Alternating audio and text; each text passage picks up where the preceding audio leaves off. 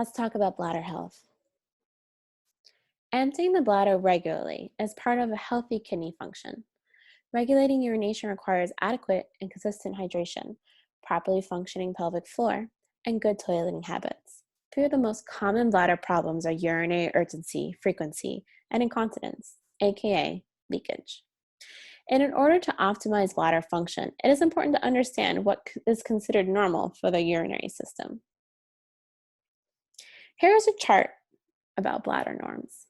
There are three phases of healthy bladder function: the storage phase, the transition phase, and the emptying phase. The bladder is a muscle. It's called the detrusor muscle and relaxes to allow filling. The pelvic floor muscles are semi-contracted to prevent leakage. So when the bladder talks to you, the detrusor muscle is actually contracting and you'll feel pressure in your lower belly.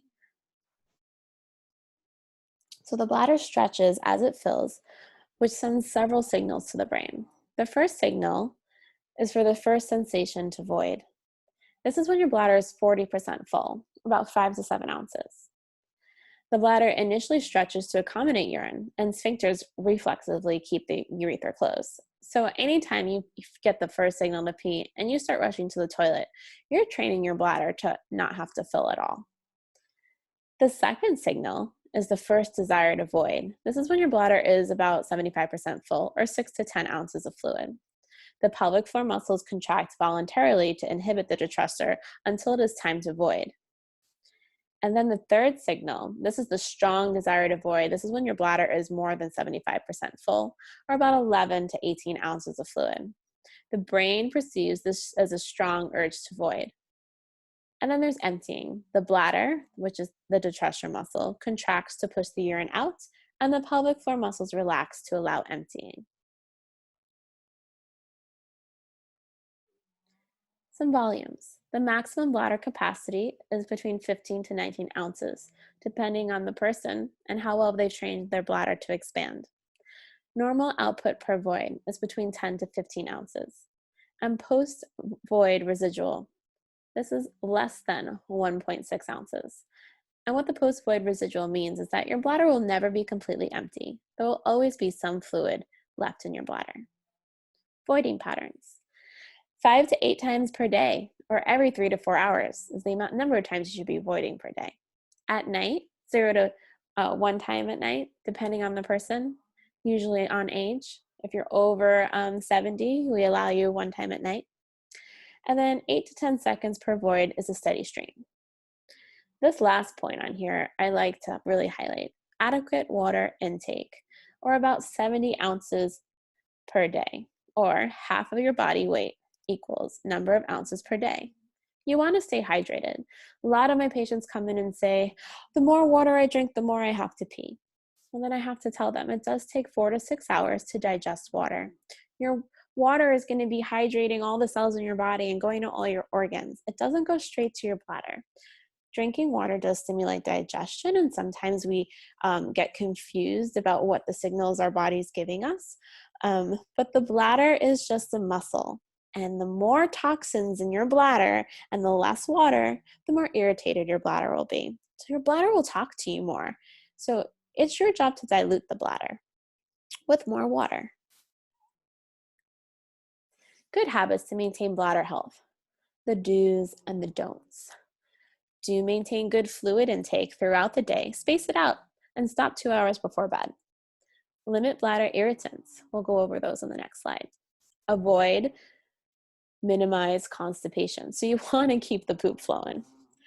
Practice pelvic floor muscle strengthening and relaxing. Allow adequate time to fully empty. Don'ts. Don't drink fluids all at once. Avoid consistently ignoring the urge to urinate for longer than 4 hours. Avoid preventative voiding or going just in case. This is an increase for urgency. Avoid hovering over the toilet. Please do sit down. Avoid rushing and straining to empty. Your bladder lives on the autonomic nervous system. So the more anxiety you have about having to pee and the more you rush, the more it talks to you. It gets excited. It makes you have to pee more. So we want to limit that anxiety and calmly walk to the toilet. Some bladder irritants. So here are the most common ones: caffeine, tea, caffeinated soda, carbonated beverages, alcohol, medicines with caffeine, chocolate, smoking. And here are some that might irritate some people and not others: milk and milk products, aspartame, so artificial sweeteners, citrus, fruits and juices, tomato and tomato based products, spicy foods, sugar, honey, corn syrup. I know, I, I like some of these things on the don't list too. And we're not saying to cut them out of your life forever, but if you are avoiding a lot, you want to eliminate them for a short period of time and slowly add them back in, especially as you increase your water intake. I tell my patients, you want to drink your cup of coffee? Add another glass of water. You just got to dilute those toxins in your bladder. Training for the bladder, or AKA bladder retraining. Urge suppression. So the number one on this list is be still. Rushing will stimulate the nervous system and increase urgency. So sit down if you're standing. Lean up against the wall if you're walking. You want to calm your nervous system. Number 2, quick flicks. Squeeze and release the pelvic floor muscles quickly, 3 to 5 times in a row. This signals the bladder muscle to relax. You'll go over quick flicks in more detail in your sessions with your physical therapist. Deep breathing. Take a slow, deep breath. Inhale through your nose and exhale through your mouth. Focus on your breathing. This will calm your autonomic nervous system. And number 4, distraction. You can try counting backwards from 100 by 7s. You can tell yourself you're in control and you got this and you just peed an hour ago and you know that you can hold it. Or get immersed in a project that you're doing. Ignore your bladder. Daytime training. Set weekly goal. For example, to void every 1.5 hours. Use urge suppression techniques. Find the one that works for you and apply it, especially in those times when you really have to pee. Continue to practice suppressing for longer intervals after 3 to 4 days, successfully meeting your first goal. So you want to lengthen the time. So if your goal was an hour and a half, eventually you want to be able to hold it for 4 hours. Utilize a timer system to remind yourself to check in with the bladder, hydrate, and void if necessary. Start timer at every 60 minutes and work your way up to longer intervals.